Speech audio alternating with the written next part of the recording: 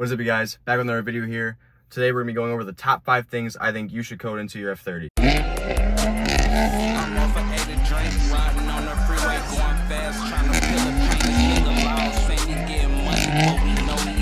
Alright, so after you guys download Bimmercode on your phone, it's going to look something like this. And what you're going to want to do is you're going to want to have a cable or an Ethernet adapter. So I'm using just your basic Ethernet cable with a lightning adapter. If you have a newer iPhone like mine that I'm using to record, you will have to buy the adapter, which I just had it here. Here it is. You'll have to buy like Ethernet to Type C, which this one works. This one's from Best Buy. It's like 10-15 bucks. Works great. You can also tune your car with this stuff, so it's kind of a need if you own one of these cars. So if you have this all set up and you have your Ethernet adapter plugged in, or if you have the Wi-Fi one set up, you just have to go to your Wi-Fi, connect to it, and then you should be able to set this up. So we can get right to it here. I'm going to plug in my Ethernet adapter to my phone, and then I'll show you here. You'll start to see it blink a little bit, at least mine will. See, it starts to blink. So you're going to want to go to your settings here in your phone. Oops. We're going to want to go to Ethernet and make sure this shows up.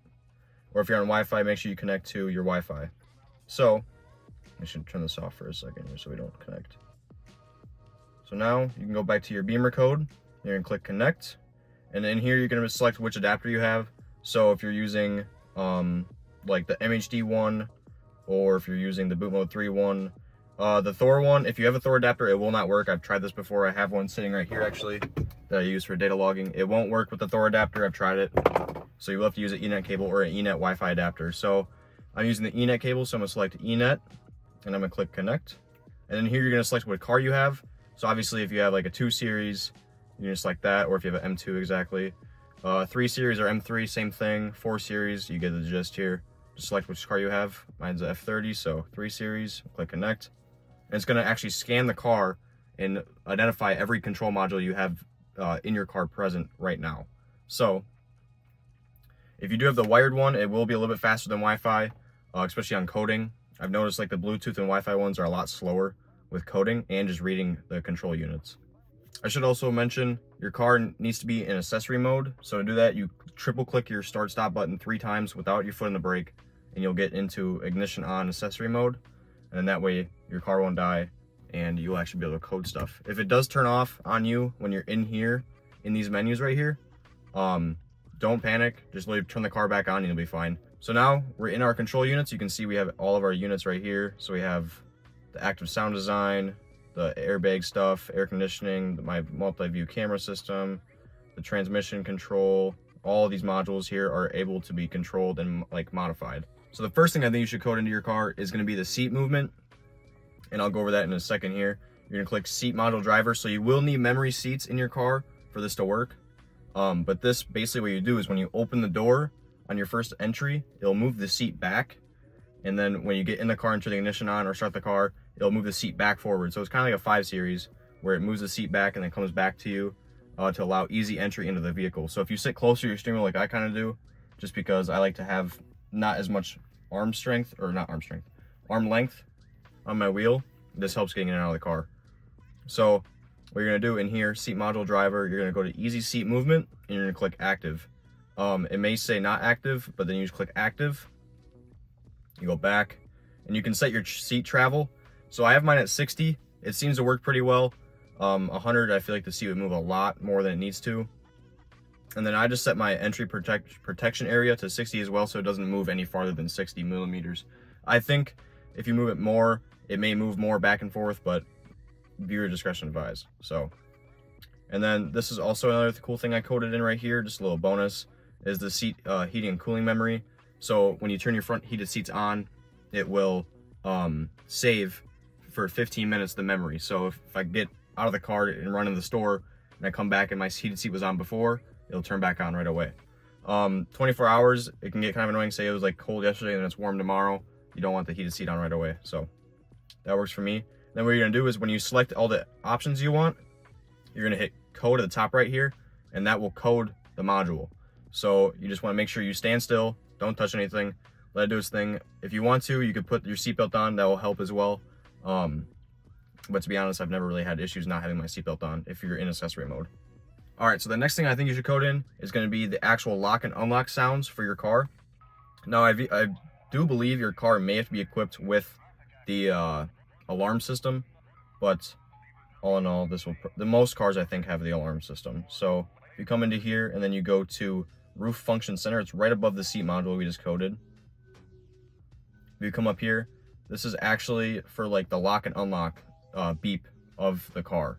So in here, the acoustic lock and unlock confirmation, I mean, your car should already beep and beep when you lock and unlock the vehicle, I believe. So I haven't messed with that at all. I just didn't even touch it.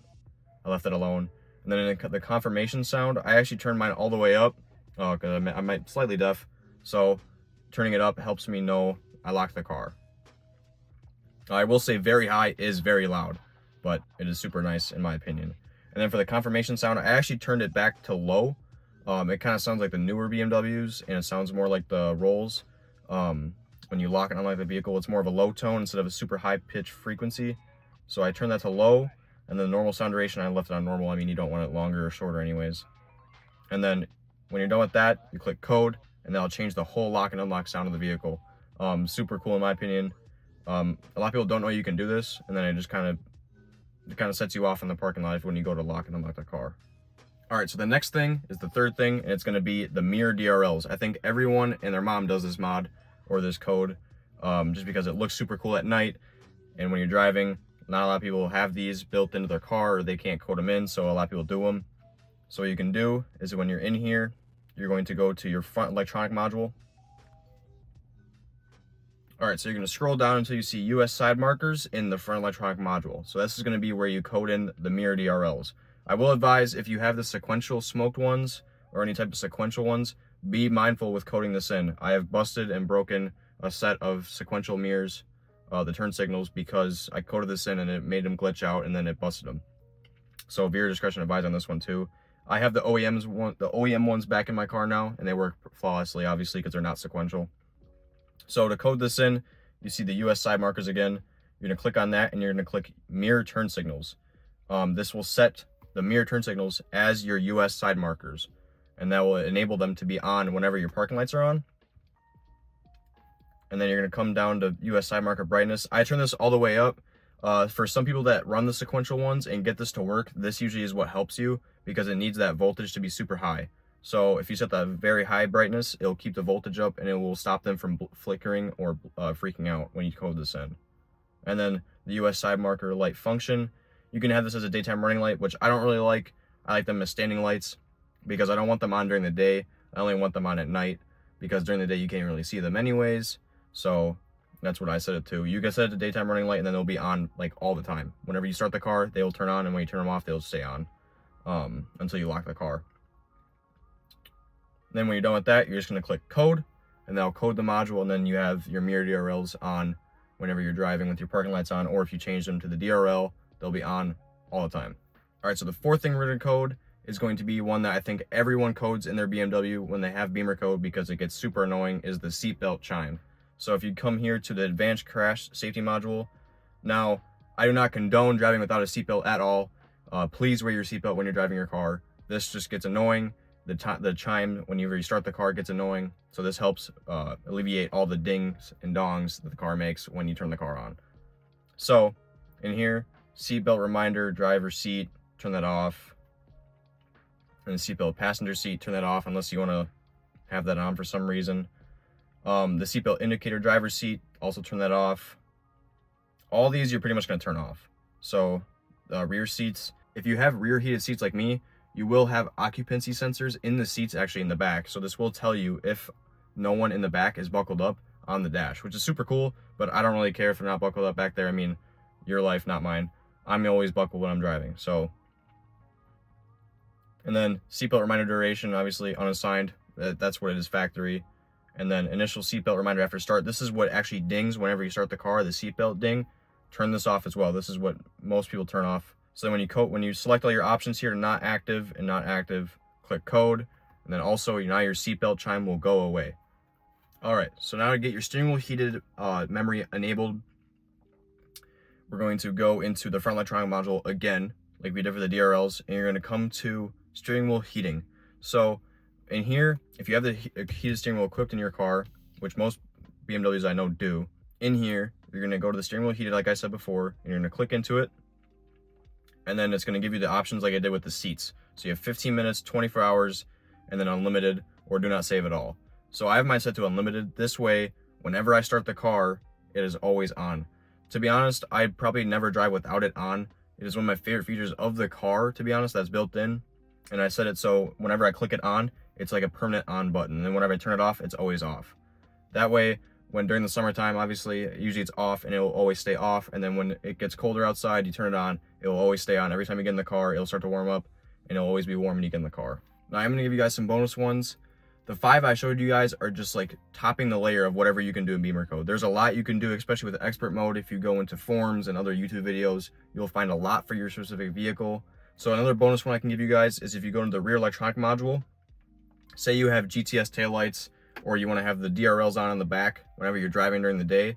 If you come here to daytime running light, make sure you set both of these to active, like that, and then come in this one, set it to active, go back and click code. And then during the day, when your front DRLs are on, your rear taillights will also be on during the day. I don't have that because I have clear LCI taillights and I don't like the look of the red during the day. So I just set that off. But when I had GTS taillights, I had them on, and then during the day, the dragon scales would stay on during the day, obviously. Another one I can give you guys for a bonus is if you don't have the sport transmission in your car, so say you have like a 328 or a 335 without the sport automatic transmission, if you come into the electronic transmission control and you see right here where it says sport automatic transmission, if you already have the sport transmission, this will be set active by default, but if you don't, it'll say not active, click active, and then that way whenever you slap over into sport mode on your shifter, it'll automatically bring your revs back up to the highest it can in the lowest gear, and then you can floor it, obviously.